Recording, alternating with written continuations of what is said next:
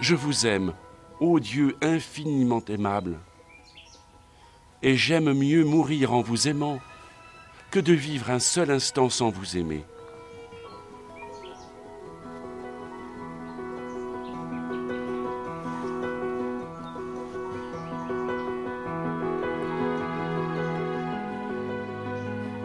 Je vous aime, ô mon Dieu, et je ne désire le ciel que pour avoir le bonheur de vous aimer parfaitement.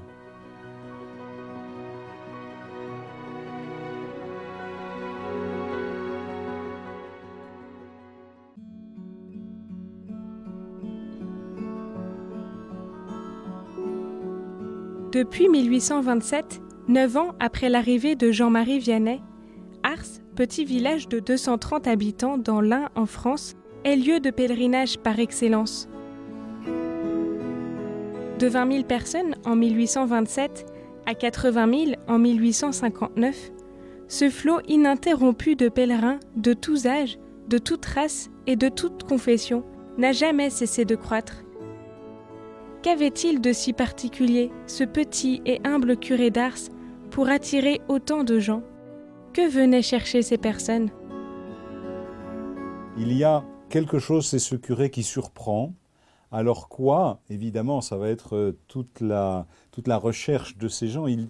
Ils ont besoin d'un contact personnel avec Jésus-Christ. Et je crois que ce prêtre, Jean-Marie Vianney, est vraiment transparent à la présence de Jésus-Christ. Qu'est-ce qu'il y avait chez le curé d'Ars? C'est que non seulement il aimait ses paroissiens d'un amour théologal, c'est-à-dire de l'amour dont Dieu les aime, mais il savait qu'ils étaient capables de sainteté. Et ça, à mon avis, c'est une ouverture extraordinaire, c'est-à-dire capable de répondre avec la grâce de Dieu à l'amour de Dieu. Voilà, et je crois que le regard du curé d'Ars, c'est d'abord un regard d'espérance sur l'homme, parce que c'est le regard même de Dieu. Ce qui m'a réellement frappé, ce qui m'a vraiment aidé à comprendre la spiritualité de Jean-Marie Vianney et de son ministère, c'est quand je suis rentré pour la première fois dans son église à Ars. C'est presque une cabane d'une certaine manière. C'est une petite église, simple et modeste, une église très peu spectaculaire, où vous sentez que le ministère est proche des gens. Cette cohérence de vie à laquelle le pape François nous appelle, le curé d'Ars l'a vécu pleinement. C'est-à-dire, et lui aussi, il arrive dans une paroisse pauvre et il dit moi, prêtre, je ne peux pas mieux vivre que mes paroissiens. Et il va renvoyer à la châtelaine tout ce qu'elle avait mis dans son presbytère pour mieux l'accueillir. Il veut vivre aussi pauvre que ses paroissiens. Et ça, il y a une grande cohérence. Les gens d'Ars diront, notre curé, il n'est pas comme les autres. Tout ce qu'il dit, il le fait.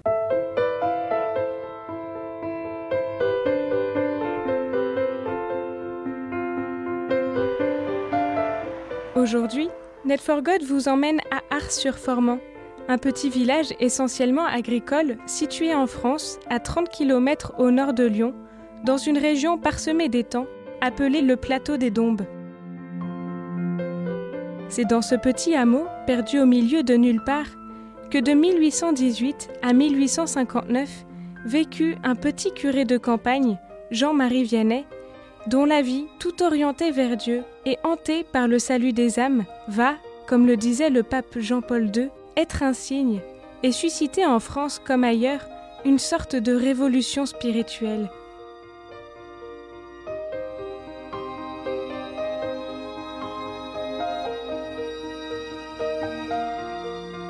Jean-Marie Vianney est né à Dardilly, près de Lyon, le 8 mai 1786, dans une famille de modestes cultivateurs, 3 ans avant le commencement de la Révolution française. Il est le 4e d'une famille de 6 enfants, dont les plus connus sont François et Marguerite, la compagne d'enfance de Jean-Marie. Sa mère, Marie-Claudine Béluse, à la fois solide comme un roc, et son père, Mathieu Vianney, un homme dur à l'ouvrage, ont une influence certaine sur la vie de Jean-Marie. Sa mère va lui donner le sens de Dieu. C'est sur ses genoux qu'il apprendra à prier, à connaître Dieu et à l'aimer. Très curieusement, sa maman discernera très tôt que chez ce garçon, il y a quelque chose qu'elle ne trouve pas chez les autres. Elle dit, tu vois, si tes frères péchaient, ça me ferait de la peine. Mais si toi, Jean-Marie, tu péchais, ça me ferait encore plus de peine.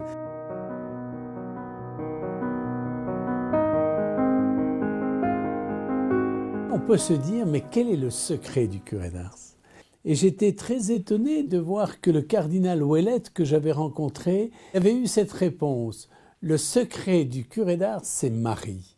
Il a appris auprès de Marie à se tourner vers le Seigneur d'un cœur pur, d'un cœur droit, d'un cœur saisi par l'amour du Seigneur. Et voyez en Marie le modèle de la prière chrétienne. La vie de Jean-Marie Vianney est à la fois une vie toute ordinaire et à la fois une vie qui a touché beaucoup de cœurs. Il est né en 1786, donc 3 ans avant la Révolution française. Et ce détail est important parce que le curé d'Ars va être très marqué par les prêtres qui, pour rester fidèles à Rome, vont risquer leur vie. Et donc il va y avoir 2 églises à cette période-là, ceux qui étaient ce qu'on appelle les prêtres jureurs, qui avaient promis obéissance à la République, et ceux qui voulaient rester fidèles à Rome et qu'on appelait les prêtres réfractaires. Il va comprendre que ses parents sont prêts à risquer leur vie pour Jésus. Risquer leur vie pour Jésus. Puisque on va nuitamment pour une messe célébrée par un prêtre réfractaire, et donc on voit bien, ça je pense que ça doit marquer un enfant, se dire mais mes parents ils sont prêts à risquer leur vie pour Jésus, ça en vaut la peine, c'est tellement important qu'on est prêt à tout sacrifier. Marguerite, sa sœur, témoignera plus tard que Jean-Marie, lorsqu'il était plus jeune, disait souvent « Si j'étais prêtre, je voudrais gagner beaucoup d'âmes au bon Dieu. » Cette vocation sacerdotale, il va l'avoir très jeune. Il va en parler à sa mère, puis après à son père, qui lui, ne va pas voir d'un très bon œil cette vocation. Pourquoi? Parce que c'est des familles de paysans et dans l'agriculture, on a besoin de bras. Et très jeune, il va garder les troupeaux. Le père de Jean-Marie, au début, va être très réticent à cette vocation. Il va falloir la patience de Jean-Marie Vianney et de sa maman pour convaincre finalement son père. D'abord, vous savez qu'il en a beaucoup bavé dans sa formation. Il a commencé l'école, il avait 17 ans, il ne savait ni lire ni écrire. Ce qui fait que quand il est rentré à l'école, il était, comme on disait, un grand dadais au milieu des enfants, des adolescents. Tout le monde se moquait de lui. Il a essayé de faire du séminaire. Il parlait même pas le français, il parlait le patois. Et on a voulu lui faire des cours en latin. Le pauvre, il comprenait déjà pas le français. La Providence va vouloir que ce soit le curé de sa paroisse, l'abbé Ballet, qui le forme. Lui va être étonné de découvrir chez Jean-Marie Vianney cette grâce particulière, cette piété intérieure, cette générosité qu'il a pour être prêtre. Et pour ça, il est prêt à s'engager totalement pour lui. L'abbé Ballet va passer de nombreuses heures à le former sur le plan intellectuel et sera un modèle de prêtre pour lui. Après plusieurs années, Jean-Marie Vianney va être ordonné à Grenoble avant d'être envoyé comme curé à Ars en 1818. Il va arriver en février 1818 à Ars, dans ce petit village, 230 habitants, qui est même pas paroisse à l'époque, qui est chapellerie. Quand il va arriver à Ars, on connaît l'épisode, où c'est dans le brouillard, parce qu'il y avait beaucoup de marécages à l'époque, et Jean-Marie Vianney va être un peu perdu. Et puis, dans le brouillard, il va entendre les bruits d'un troupeau, et il dit, s'il y a un troupeau, il y a un berger. Et il va rencontrer Antoine Givre, le petit berger, à qui il va dire, tu m'as montré le chemin d'Ars, puisque lui connaissait, il était du coin, moi je vais te montrer le chemin du ciel.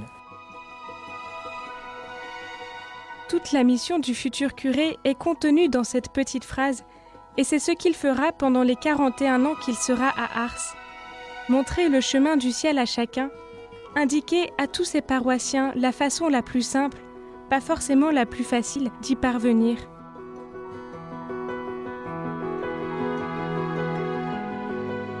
ayant lui-même goûté et bénéficié de la miséricorde de Dieu dans sa vie depuis sa plus tendre enfance, il sera un témoin et un pasteur plein de miséricorde envers ceux vers lesquels il est envoyé.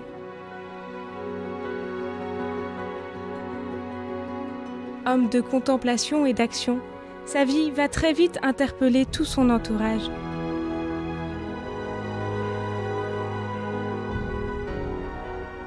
Lorsqu'il va arriver à Ars, il va se mettre au pied du tabernacle pour demander la conversion de sa paroisse. Il va vraiment demander à Jésus, mais Jésus, donne-moi la conversion de ma paroisse. Je suis prêt à tout pour que ma paroisse se convertisse.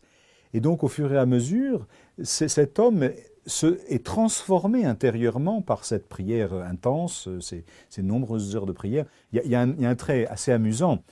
Lorsqu'il est arrivé à Ars, donc il passait de longues heures dans son église, au pied du tabernacle, et il le passait de nuit.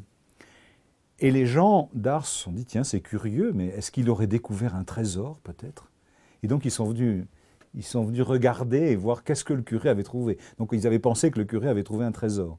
Alors je crois qu'il avait trouvé un véritable trésor, mais ce trésor, ce n'était pas celui auquel il s'attendait, c'était Jésus-Christ lui-même. Et évidemment, il l'avait découvert avant d'arriver à Ars, mais il se mettait totalement en disponibilité devant Jésus-Christ pour accomplir son ministère. L'homme est un pauvre qui a besoin de tout demander à Dieu. Cette phrase qu'il dit, j'allais dire, il en est l'exemple vivant. Le curé d'Ars, c'est véritablement un pauvre humainement, un pauvre intellectuellement, il a beaucoup de mal à devenir prêtre, il n'a pas beaucoup de mémoire, il est très anxieux, il est terrifié à l'idée de parler en public. Quand on est prêtre, c'est assez gênant. À cette époque-là, on apprend tous les sermons par cœur. On est à la grande époque des sermons de l'accordaire. C'est des sermons qui durent 3/4 d'heure.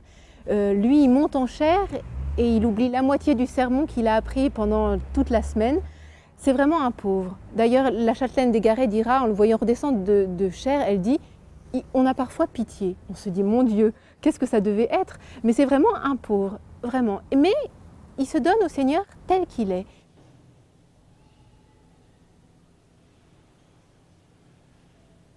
À la fin du chapitre 9 dans l'évangile de Matthieu, on voit que Jésus parcourt villes et villages pour enseigner la parole de Dieu et guérir toute maladie et toute infirmité.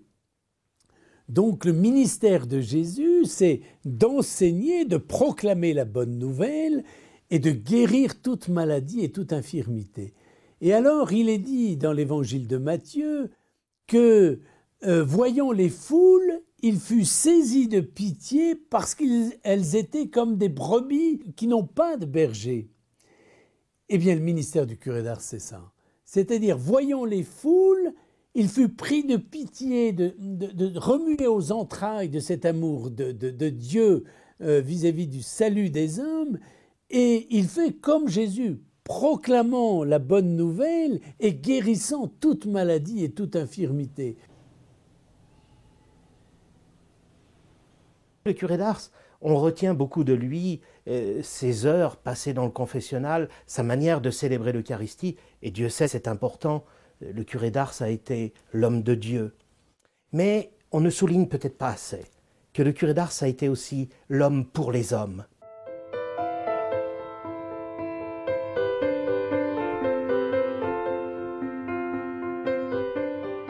En effet, le curé d'Ars a mené une bataille très dure pour que tout le monde puisse avoir le dimanche comme jour chômé, pour aller à la messe et profiter du jour du Seigneur pour se reposer.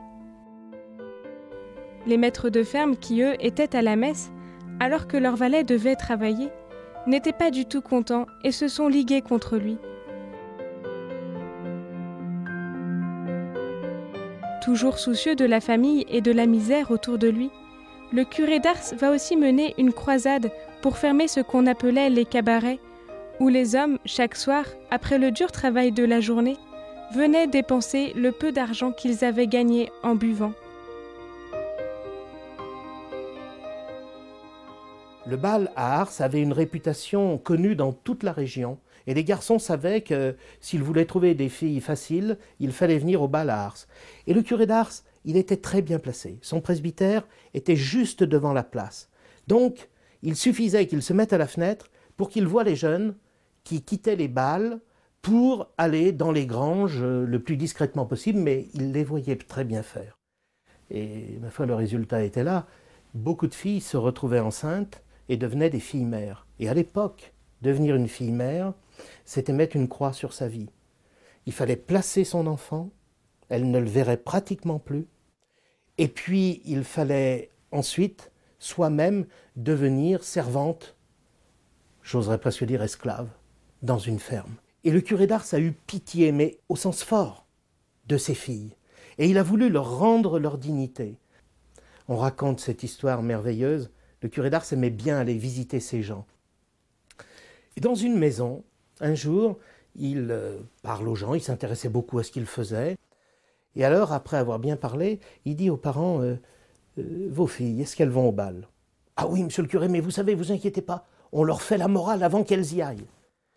Et le curé d'Ars prend une poignée de foin, la jette dans la cheminée, et il dit, foin, je te l'ordonne, ne brûle pas. Alors évidemment, les parents disent, mais enfin, monsieur le curé, quand on met du foin dans la cheminée, il brûle.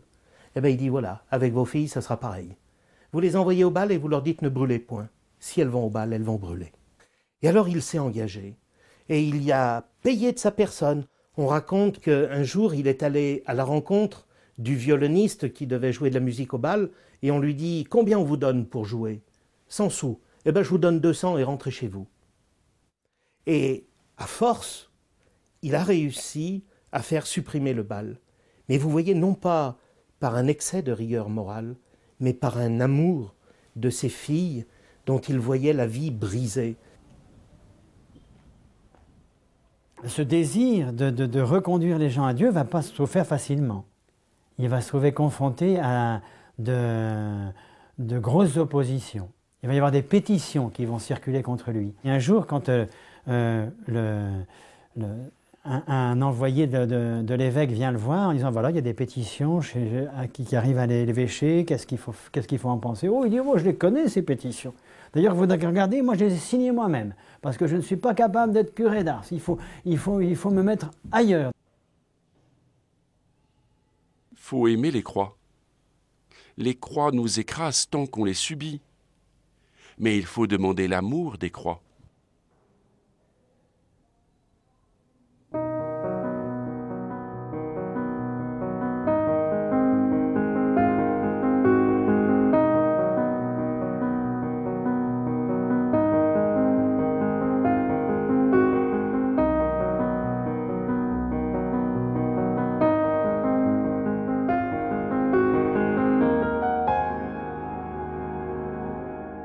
C'est ça qui est beau avec le curé d'Ars, c'est que brûlé par l'amour de Dieu, le péché, il le dénonce, mais en disant que c'est dommage. Si Dieu n'était pas si bon, mais Dieu est si bon. Ce n'est pas le pécheur qui revient vers Dieu pour lui demander pardon, mais c'est Dieu qui lui-même court après le pécheur et qui le fait revenir à lui. Nos fautes sont des grains de sable à côté de la grande montagne des miséricordes de Dieu. Le bon Dieu veut nous rendre heureux, et nous ne le voulons pas. Tout l'éclairage de la prédication du curé d'Ars, c'est de montrer que Dieu est bon, que Dieu veut notre bonheur, et que de répondre à l'amour de Dieu, c'est accueillir la vraie joie qu'il veut nous donner. Mais pour cela, il nous faut nous reconnaître pauvres pécheurs. Et c'est vrai que toute cette prédication en vue de la conversion fait que les gens tombent à genoux pour recevoir ce sacrement.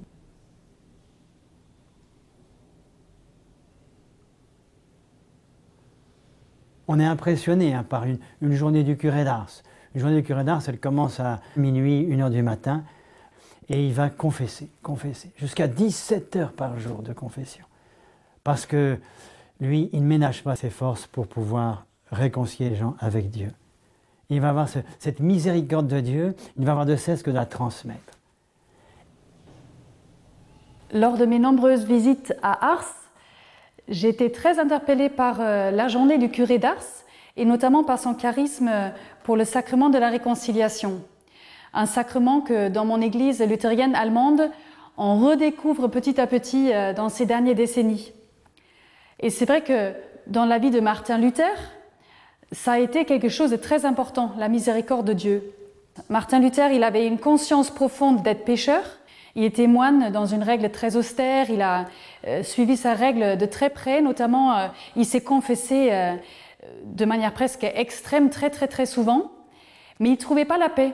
Parce qu'au fond, son image de Dieu était une image d'un Dieu qui était justicier, qui était vengeur, qui était bien juste, mais dans le sens où il cherchait à punir celui qui ne l'était pas. Luther était du coup très tourmenté dans sa conscience, jusqu'au jour où il va faire une découverte à travers la parole de Dieu qui va bouleverser toute sa vie. Il va creuser, on dit dans une tour, dans sa cellule, un passage de l'Épître aux Romains qui parle de la justice de Dieu. Luther va faire une expérience de l'Esprit Saint grâce à cette parole. Il va comprendre que la justice de Dieu, c'est la justice que Dieu donne aux pécheurs, que Dieu partage, et Dieu va rendre ce pécheur juste par pure miséricorde.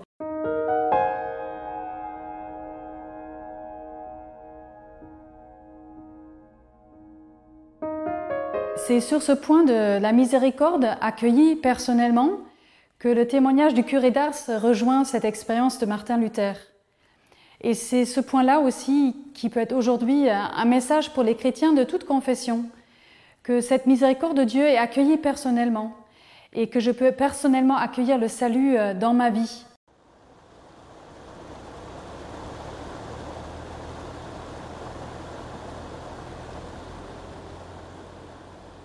La miséricorde de Dieu est comme un torrent débordé. Elle entraîne les cœurs sur son passage.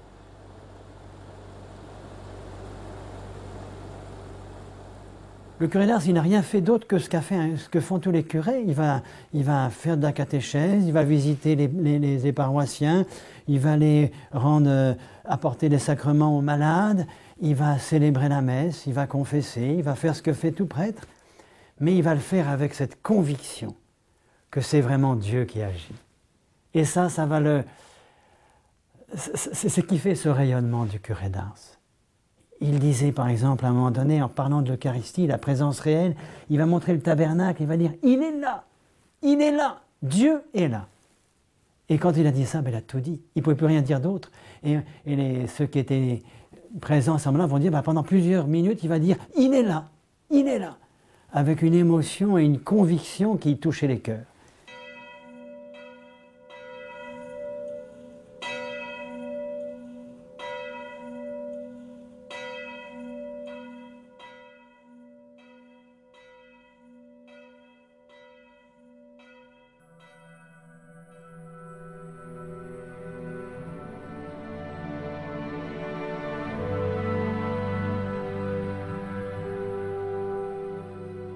Il va mourir un peu d'épuisement à 73 ans, en 1859, et ce qui est la grande fête pour ici à Ars, le 4 août, avec des gens qui viennent du monde entier.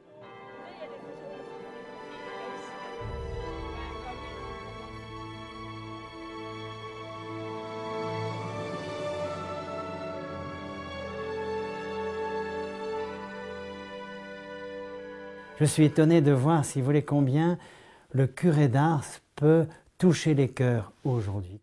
Avant qu'on se marie, il y a eu des turbulences entre nous qui auraient pu vraiment faire en sorte que nos chemins se séparent définitivement. Et en fait, sans le savoir, tous les deux, on est venus se confesser au même père que moi je ne connaissais pas, que j'ai rencontré pour la première fois, un père qui s'appelait le père Druguet et qui était vraiment ce qu'on dit du Saint curé d'Ars, j'ai vu Dieu dans un homme.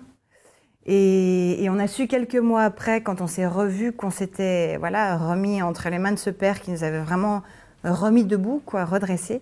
Et c'est grâce à ce père d'Ars, et donc moi, en filigrane, je vois la figure du Saint curé, que notre couple a pu se recoller parce que c'était vraiment, il était abîmé, quoi. Et du coup, le Saint curé, pour moi, c'est vraiment notre ciment, quoi. Il y avait une famille qui avait plus de farine. Et le curé d'Ars, il a dit prier, et après il y avait plein de farine. Il y a ce truc de radicalité chez le saint curé qui aujourd'hui pour nous doit être un phare, quoi. Parce que c'est une époque un peu trouble, c'est une époque un peu troublée, où les repères sont mélangés, confondus. Il y a cette invitation à la radicalité qui sera notre bonheur. C'est ça qui est important. Et c'est pour ça que moi, j'insiste vraiment toujours sur la dimension joyeuse, libre du curé d'Ars. Heureuse. Si j'étais triste, j'irais me confesser dans la minute. L'autre chose que j'ai apprise à travers Jean-Marie Vianney, c'est dans mon propre ministère. J'ai été ordonné il y a maintenant 2 ans. Je peux dire que je suis un prêtre assez jeune en ce sens. Et quand vous commencez une carrière de ministre ordonné, une nouvelle mission, vous pensez que vous allez développer vos talents, que vous allez pouvoir apporter beaucoup, que vous voulez développer un ministère.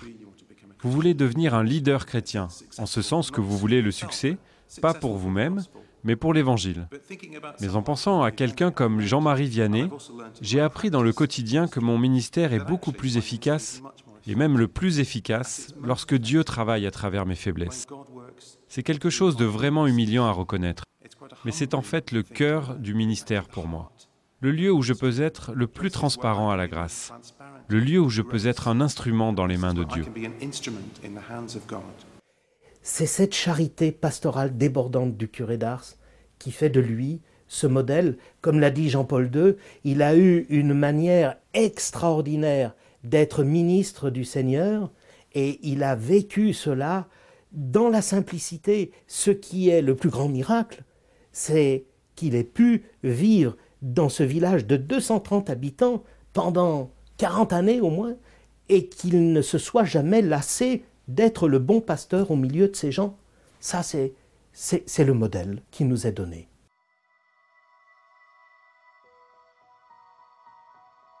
Je vous aime, ô mon Dieu, et mon seul désir est de vous aimer jusqu'au dernier soupir de ma vie. Si ma langue ne peut dire à tout moment que je vous aime, du moins je veux que mon cœur vous le répète autant de fois que je respire. Et plus j'approche de ma fin, plus je vous conjure d'accroître mon amour et de le perfectionner. Ainsi soit-il.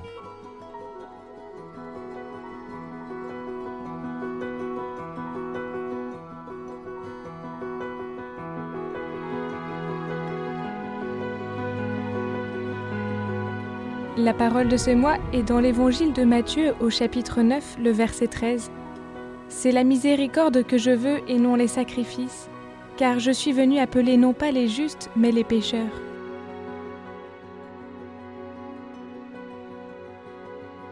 Pour ce mois, nous unissons notre prière à celle du curé d'Ars, afin que, comme lui, nous goûtions dans chacune de nos vies cet amour et cette miséricorde infinie du Dieu Père.